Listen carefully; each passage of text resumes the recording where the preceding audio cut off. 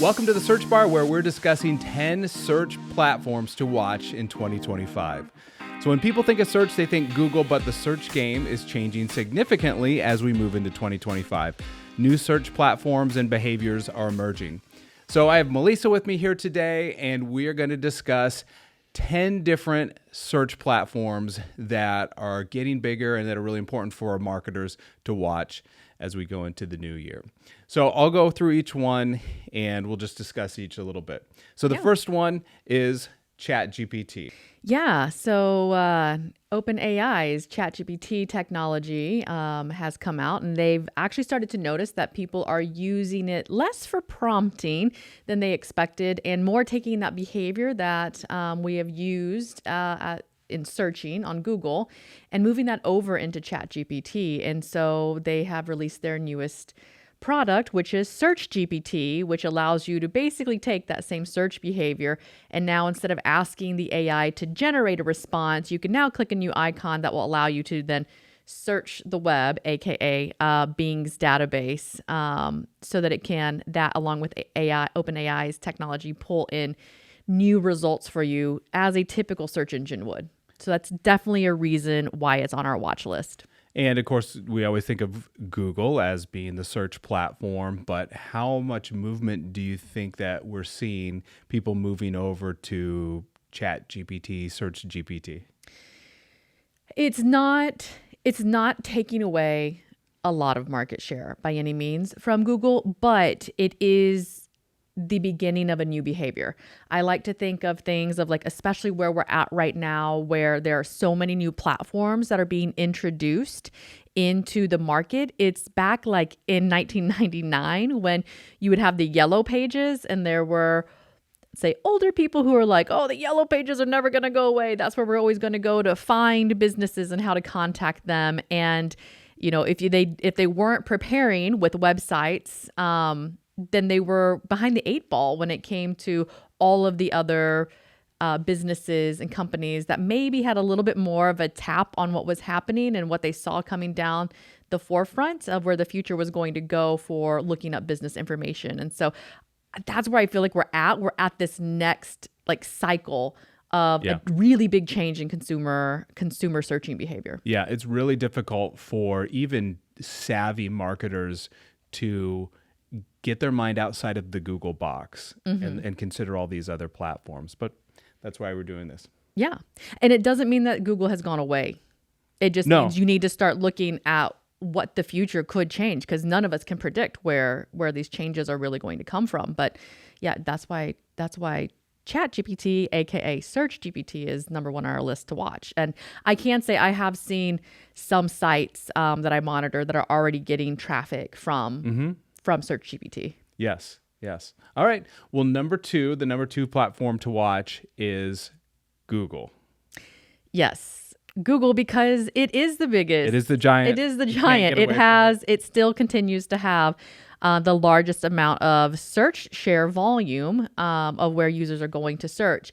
But what I would say is that the strategies that you would normally take for SEO or take for your search strategy in general in Google is going to change. SparkToro had come out with a great analysis that they did with Datos, and what we saw from the billions of information of big data that they were looking at is that it's less on the long tail that people are doing within Google and more on the head terms, what I call head terms or brand terms. And so people are searching for things like Instagram or Facebook or Nike more often. And so Google's kind of become a little bit more of a navigational place where like we got used to the Chrome browser as a place where we can go directly to brands or other things that we already know about. And so a lot of that discovery is happening on other platforms. And then from those platforms, we're then coming to Google to do a little bit more research of something we've already been, we've had our awareness kind of peaked from other platforms. So there is still a ton of searches happening within Google. You just have to change how you're kind of going about it. It's super interesting. And I think a lot of that comes from younger people who, like you said, might be doing those longer tail queries on other platforms. might be doing a little more research on other platforms. And then Google, in some cases now, is being used, like you said, almost as navigation, like the higher level, like get me to Nike.com, get me to Facebook or something like that. It's like people search a lot for Outlook, and it doesn't mean that they're searching for Outlook. It means like log me into my Outlook so I can get my email. But if you actually go into Google, or I should say, if you go into Chrome and you start to type something in, it's a brand. Let's say I'm going to go to, like I just did this one this weekend, REI. Instead of just typing in rei.com, it said it auto generated below REI, and it gave me a little picture and everything. So instead of going to the .com, I just clicked on that, which actually triggered a search rather than a direct referral. Yeah. And then it gave me obviously the organic result for REI, and then I clicked from there. So again, it's taking away what might have actually been direct traffic where you would have gone to, like, okay, Nike.com, I know what that one is, but there might be some organizations you don't know. Is it redcross.org or redcross.com or redcross.net? You know what I mean? Like, sometimes you don't know what those sites or those brands are, or if you're doing like a product search, you're typing in the product name plus probably the brand name. And so you're triggering a search even though you kind of already knew what you're looking for. So again, it just changes the strategies that you use within Google now. Yep, absolutely. All right, number 3 emerging platform for search, lots of search behavior, is TikTok.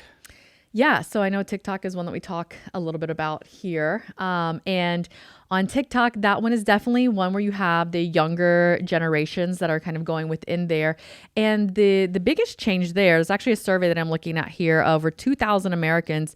46% of Gen Z and 35% of millennials prefer TikTok, social media, over traditional search engines. Question can be reason why, like why do they like that? And it's because of that content. It's because of that quick video format content that they're really enjoying, and where they feel like they're getting a lot more information from. Because I forget what the stat is, but like we talk X amount faster in a video, like when we're talking, versus what you can read in text. And so it's just a speed of consumption of information that can happen within a 10-second video versus reading something for 10 seconds. And so that's a reason as to why to keep your eye on TikTok for search. There is another stat within here too that shows that when it comes to TikTok, Gen Z favors them for searches. Again, we're talking about search behavior for topics like hair and makeup or gift ideas. Really, a lot of that product discovery is happening on TikTok right now. Yeah, for sure. Absolutely. All right, number 4 is YouTube. And this one goes without saying. YouTube, obviously a huge search engine in and of itself. But one of the things we see a lot on YouTube now is how-to. And, 10 years, 20 years ago, that happened more on Google. And it still does. But lots of people use it for how-tos. And a lot of people discover information by doing that. And in addition to that, younger people use it, especially younger males is a huge audience. Yeah. YouTube skews male. But especially younger males, really, really big on YouTube. Yeah, that's even why, and I mean, it's still a Google platform too, so Google's still winning, still winning more of that, but Google's even introducing new ways in which it can consume the information within a video so that it can put them out in an AI, so Gemini's on top of it, so it can give a AI bulleted format of what you're going to learn from those how-to videos, because they see the double whammy of wanting to get the information quickly, but also needing to know where you need to go in the how-to process so you can watch and start to, maybe fix our car a little bit. And this is one of the reasons why it makes a lot of sense, if you have a small business, if you're a marketer, to make really good high quality videos with great content, because not only can it help you be discovered in YouTube, but also in Google, because it plays really nice with Google. There's key moments that show up in Google search. Makes a lot of sense. Yeah. And when we go back to talking about what we talked about earlier with Google is showing YouTube in its search engine result pages. So on the SERPs, you see those YouTube videos coming up, and that's because they know that behavior is there, that people want to watch those videos. All the time. All right, number 5 is Google Lens. What's up with Google Lens? Yeah, so that one's a really interesting one. So if you haven't already, you can go onto your mobile device, whether it's within Chrome or the Google app itself. And when you start to search something, there is a little image icon within the search bar. If you actually turn that on, you can then use your camera or actually go through photos you've already taken and essentially say, Google, I like search for this item. So if I were to do that on your jacket that you have here, it would show me results, product results. Yep. That are similar to this jacket. So if I'm like see somebody walking around in New York and I'm like, ooh, like I really like those heels, I could actually like pull up Google Lens, grab a picture of that, of those shoes, highlight, circle it is what Google calls it, the Google circle. And then it would show me where either the exact pair of shoes are or something like match to those shoes. So Google Lens is actually something that it's used more often internationally than it has been adopted here in the US, but it's also been adopted a lot more frequently with younger generations. I know that like our teenage boys tend to use that as well. And people sometimes ask me why. Why would somebody use that? It's fast.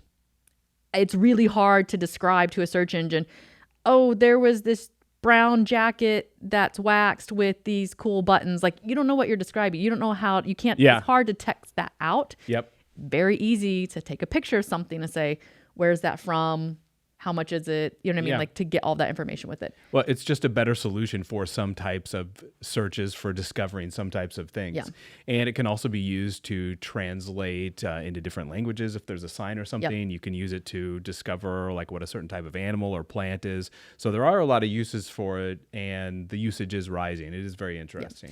I will honestly say the thing that I have personally found most beneficial from Google Lens is that I can take a picture of a filter air purifier in our house and then put plus filter and it will literally show me what filter I need to go buy. So I don't have to research like 30 minutes worth of like what filter and like, is this the right filter? Is this the right name? It just shows me which one to buy right there. And it's been very, very handy. It's very accurate. Yeah. It works really well, and it will get more accurate as time goes on. All right. Number 6, a little out of the ordinary here, Reddit, an emerging search platform. Yes. So Google and Reddit had a partnership that they announced earlier in 2024. And I believe one of the reasons for that was because if you go into Google, you will notice that a lot of people will search for something plus Reddit. Or they'll just tack Reddit to the end of their search, because what they're saying basically is like, hey, we don't just want the results that Google's going to give us. We want to see the results that Google's going to give us from Reddit. Yep. And it's all because of that IRL, that authenticity information that goes along with that. You know that Reddit is powered by real human beings who have real opinions on different topics. And so many people have been going to that through Google. Reddit has now been introduced into so many different SERPs. Yes. But users also search Reddit all the time. So there is lots of search volume that is actually happening within Reddit. And it's because users are looking for those really authentic details, moments, reviews, informations. And so that one is another one to watch as consumers continue to show us that they want authentic information. From real people, from real authentic people. Yeah. Yeah, that's so true. All right, number 7 is Perplexity. This is the new search engine. Tell us about Perplexity. Yeah, so Perplexity is very similar to ChatGPT in the sense that it is an AI. It is a generative AI solution. And Perplexity, you can go to it, you can prompt it as well as you can search within it. And when you search within it, it will auto-generate information in a either bullet pointed fashion, something that has like really good brevity to it, so you can understand the details real fast. And actually, what I've been noticing that they've made some updates to is they'll even pull products in, and it will have a product that will pull in, like if you're searching for best LED face mask. The product will actually pull within there, and they have a buy button already built within it. So you can see they're already starting to merge the look of AI and commerce inside the search engine, they're ready to monetize. I know that Google's been trying to do for a long time, and I find it very, like from a consumer perspective, it's a very easy transition to get an answer and immediately buy out of Perplexity. It is pretty slick. It is. It's really like a combination of Google and ChatGPT in a lot of ways. Yes, and it does a much better job, at least out of all of the search engines using AI right now, of giving citations. So by that, I mean, you can actually see who, like, where did they, like, if you have like 5 bullet points after something you had searched for, it will let you know where each of those bullet points came from, and it hyperlinks back out. So there is also traffic that's coming from that as well. So if there was maybe more marketing behind Perplexity, I bet it could outperform Search GPT, because it is a smooth, from a search engine perspective, because it is a smoother transition between the behavior you would normally have on Google compared to what you use on an AI, because you don't have to prompt it as much. It just gives you a lot of that really valuable information. Number 8 is Apple. This one also might seem a little out of the ordinary, but I think one of the reasons that we forget about this is so many people have an iPhone with them. So many people have an Apple device. And especially with the addition of Apple Intelligence, you can easily search your phone. Lots of people search their phones. And it's really powerful because not only does it locally search your phone and what's on there, it does a web search also. Apple is combining forces with OpenAI, so there's ChatGPT features now in the newer iPhones. So this is a search that's doing, looking at things locally. It's using AI. It's looking across the web. It's really an all-encompassing search that people can do on their iPhones. It's really powerful, and I think more and more people are going to start to use this and rely on this. It searches through your contacts. It searches so many different things. Yes, it's personal. It's really powerful. I would say the biggest difference that I see between Apple's AI intelligence compared to the AI from Search GPT or OpenAI and from Perplexity or things like that is that it has so much access to personal information, which can help you get really personalized results. Yep. It can easily transform things or translate things onto your calendars, into your apps. Like, it can take information from all of those things that are playing together where none of the other AIs have access to that. Now, that gets into a whole different conversation from a privacy perspective and what you feel comfortable with and what you're maybe skeptical of having happen with that. But the point is that it's all there within its own ecosystem. So it's almost like the most intelligent AI that you would have on your hand is going to be Apple. Yes. And this is where, as marketers, where reaching people with an iPhone is all the more powerful, whether that's through an app, whether that's through personalized text, whether that's through emails that goes into their Gmail or anything like that.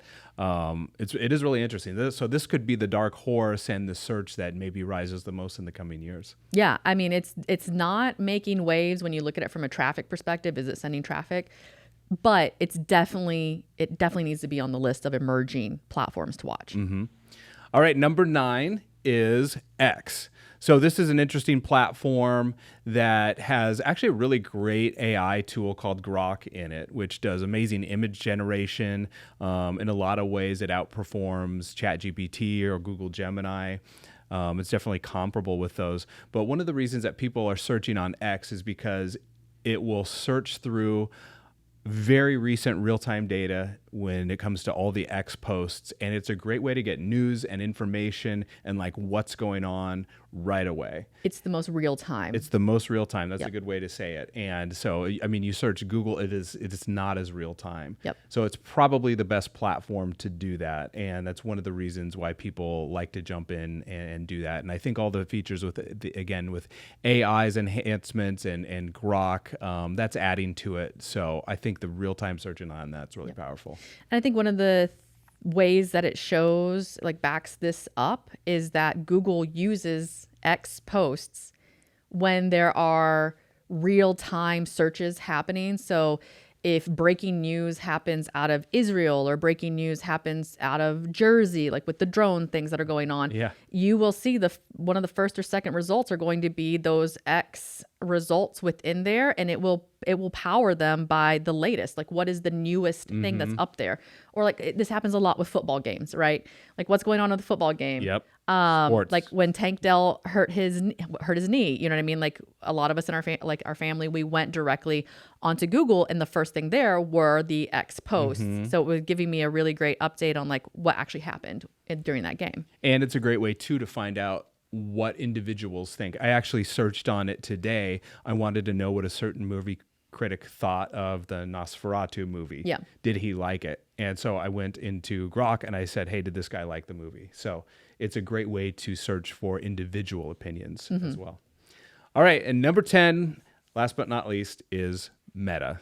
Why is Meta a search platform to keep an eye on? So Meta is obviously a combination of Facebook and Instagram. It's a little bit more hidden, right? Facebook more so is a little bit more private. People still have a lot of their accounts set on a private basis rather than public, but there are still lots of searches that happen within Facebook. It won't die. It's not going to die. It's not going to go away. And I would also say, that one, the Facebook's a little bit more flat for me from a search perspective, but Instagram, when it comes to searches, is where a lot of younger generations are starting to search more often. Even though, and I'm a very heavy Instagram user, I don't understand nor love search within Instagram, but I look at the data, which I'm looking at here in front of me. And like, this is one, like if TikTok were to be banned, the discussion here is where are all of those searches going to go to? And most people say that they would go to Instagram to recover a lot of what they loved from TikTok search. They're going to transition into Instagram search rather than saying, go back to Google. So that's something that's, again, why it's on our emerging list of things to watch. From a search behavior perspective. Yeah, absolutely. I mean, if that happens with TikTok, Instagram is going to blow up in a lot of ways. So it's still one to keep an eye on. Yeah. And I'm sure there are going to be other things. I mean, if the TikTok ban were to happen, I don't know that it will or not, but if it were to happen, it's not going to be all of those users flood into all of the other platforms that are there. There is some other platform that would emerge, that would be brand new, that would come out of the ashes. Maybe not of the ashes, but anew. It's not like all the users would equally separate into different platforms. Correct. One would get most of there's them. always there's always a new one that comes in trying to replicate what was really good about another platform. You know what I mean? And maybe there's multiples that would come out of it, which I feel like in our marketing world, especially from a search perspective, it went from Google, Bing, and now look, fast forward us really fast, and we have like 25 different platforms that we're actually having to keep up with on where people are actually searching these days.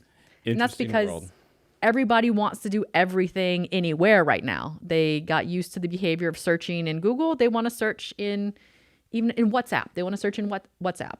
They got used to buying on Amazon and on Pinterest. Guess what? They want to buy right there. So those behaviors are just merging and converging everywhere right now.